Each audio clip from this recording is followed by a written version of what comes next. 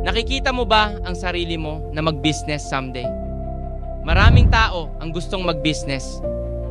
Nakikita nila yung success, yung freedom, yung kita at yung lifestyle. Pero may isang bagay tungkol sa pagbuo ng negosyo na hindi madalas ipinapakita. Mahirap talaga ang mag-business. May mga gabi na ikaw lang ang gising, nag-iisip kung paano lalago ang negosyo mo. May mga araw na kahit pagod ka na, kailangan mo pa ring magpatuloy. May mga pagkakataon na walang naniniwala sa idea mo, maliban sa'yo. At minsan, kailangan mong mag-risk kahit hindi sigurado ang outcome. Pero isa yun sa part ng pagnenegosyo. Kasi ang negosyo, hindi lang binubuo ng kapital o magandang idea. Binubuo ito ng hard work, disiplina, at paniniwala sa sarili mo. At kung kaya mong manatili kahit mahirap, balang araw, yung pinaghirapan mo, magiging kwento ng tagumpay.